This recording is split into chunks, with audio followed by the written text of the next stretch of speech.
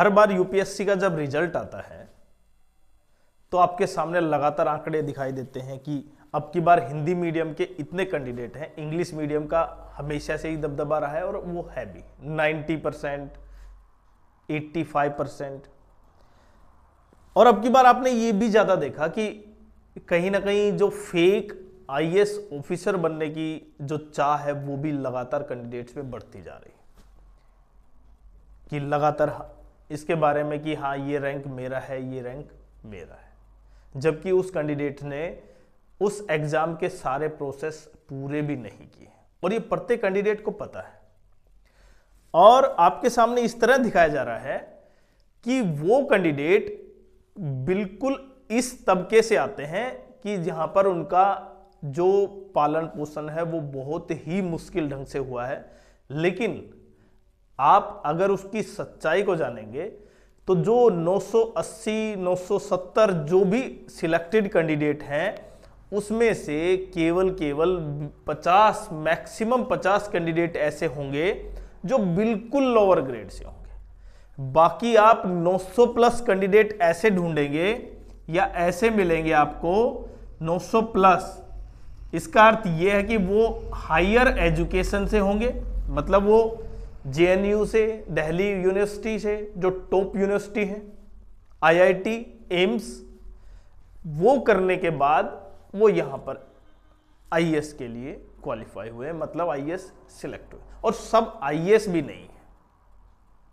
लेकिन ये वीडियो क्योंकि कैंडिडेट आप एसएससी के हैं और जिन कैंडिडेट को एसएससी 4600 ग्रेड पे मिलेगा, अब उनका मनोबल बहुत ऊंचा होगा, सेल्फ कॉन्फिडेंस आएगा। लेकिन पहले मैं ये बता देता हूं कि ये उन बच्चों को डिमोरलाइज नहीं कर रहा है ये वीडियो, ना मैं इसको ऐसा इस तरह दिखा रहा हूं। आप तैयारी करें, लेकिन आपको फैक्ट पता होना चाहिए, क्योंकि बहुत से बच्चे अब जो 4600 ग्रेड पे सिलेक्ट होंगे ना, वो आईएएस की तैयारी करेंगे, क्योंकि उनके पास समय होगा। बहुत सी पोस्ट ऐसी होंगी जिसमें समय मिलेगा। और जिन बच्चों ने लगातार पढ़ाई की है, तैयारी की है, उसको कोई ना कोई एक जो वैक्यूम हो गया है, खाली जगह हो गई है, उसे पढ़ने के लिए चाहिए और वो पढ़ेगा। तो नेक्स्ट विकल्प क्या होता है? केवल यूपीएससी। और यूपीएससी बहुत बड़ा एक दंगल है जिसमें 5 से 8 लाख बच्चे जो पेपर देते हैं स्टार्टिंग में, उसमें से केवल मैक्सिमम 1000 कैंडिडेट फाइनल तक बचते हैं। और उसमें भी आप देखेंगे जो 900 प्लस कैंडिडेट हैं वो या तो आईपीएस हैं। एक कैंडिडेट जो आईपीएस बन गया है वो भी क्यों बनना चाह रहा है आईएएस, जो आईआरएस है, या जो सबसे नीचे है दानिप्स में है, दिल्ली अंडमान निकोबार पुलिस सर्विस या दानिक्स, ठीक है, वो भी क्या बनना चाह रहा है भाई? आईएएस। और नए कैंडिडेट हैं वो भी आईएएस बनना चाह रहे हैं। ऐसा क्यों है? हमने जब सीजीएल क्लियर किया था उसके बाद हम भी आईएएस बनना चाहते थे।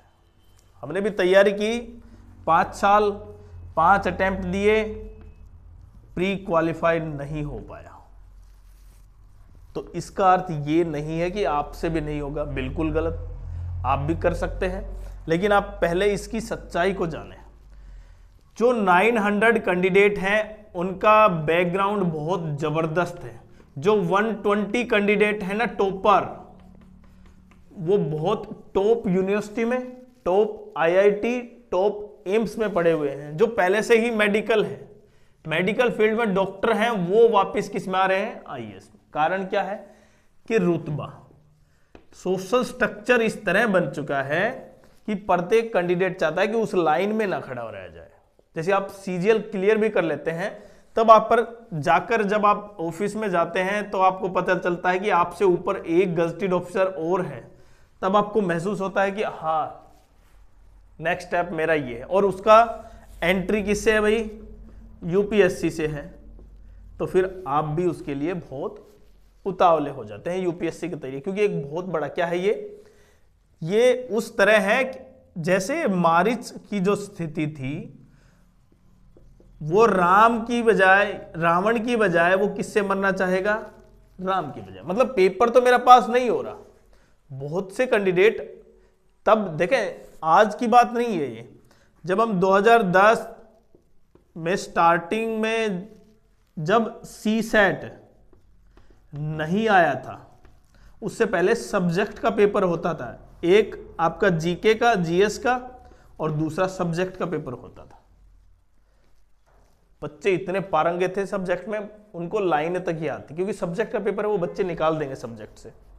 लेकिन जब से CSAT आया है, इंग्लिश मीडियम की वैल्यू बढ़ चुकी, और इसीलिए कहीं ना कहीं जो SSC के कैंडिडेट हैं वो भी इसमें उतर चुके हैं। कारण क्या है?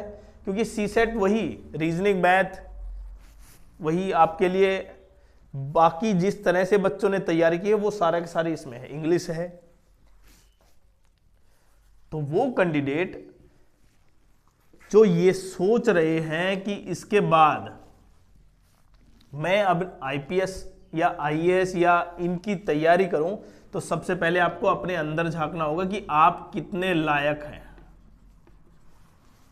देखिए, जो सिलेक्टेड हो गए हैं कैंडिडेट, उनके लिए तो बेस्ट है। अब उनके पास प्लान B नहीं है, उनके पास प्लान A ही है। बट फिर भी जो कैंडिडेट IPS है वो IAS के लिए जा रहा है भाई, तो उनके पास भी तो प्लान होगा। लेकिन पूरी तैयारी करके आप पूरा कंप्लीट देखें, जिस तरह की उसकी ट्रेनिंग हो गई, IRS की ट्रेनिंग हो गई, ट्रेनिंग करने के बाद, पूरा सोर्सेज यूज करने के बाद वो कहाँ जा रहा है? IAS, और इस पोस्ट को वैकेंट छोड़ रहा है। क्योंकि अगर ये उसी समय होता है ऐसा प्रोसेस कि उसकी जगह कोई दूसरा आ जाता है तो ऐसा, लेकिन ऐसा है नहीं। तो इसलिए अपने आप को पहचानें कि आप UPSC के करने के लिए तैयार हैं या नहीं, क्योंकि UPSC बहुत बड़ा माहौल है, और उसके लिए आपने देख भी लिया होगा कि किस तरह मेंटलिटी आपकी चेंज हो जाती है। लगातार आप तैयारी करते हैं, और रही फेक, जिस तरह फेक टॉपर्स की बात आई है ना UPSC में, और वो एक नहीं है, 3-3, 4-4 कैंडिडेट। उसका कारण यही है कि बच्चों के माइंड में वो इतना सेट हो चुका है कि आपके सामने जो जितना रोब शोब दिखाया जाता है, एक्चुअल में उतना नहीं है। लेकिन प्रत्येक कैंडिडेट, सबसे बड़ा कारण क्या है? प्रत्येक कैंडिडेट चाह रहा है कि उस लाइन से हटकर हो, और इसी वजह से ये सबसे बड़ा विकल्प है। तो जो कैंडिडेट SSC CGL से कहीं ना कहीं UPSC की तैयारी करेंगे, जिनके पास समय रहेगा, जो अच्छी पढ़ाई करते हैं, और उनका अब मैंने बताया ना, जो वो तैयारी तो करेंगे अपने आप को लाइफ में लगातार कंटिन्यू रखने के लिए, तो उनके लिए UPSC बचता है। तो UPSC को भी आप समझ कर ही इस पर क्या करें भाई? अमल करें। बाकी आप क्या UPSC में IAS ही ज्वाइन करना चाहें? क्योंकि जिस तरह IPS, IRS, दाने, जो जितने भी पद हैं, 26 सर्विस हैं, वो सभी चाहते हैं IAS बनना। और IAS मुश्किल से 120, 150 मैक्सिमम होते हैं हर बार, कई बार वैकेंसी कम भी हो जाती है।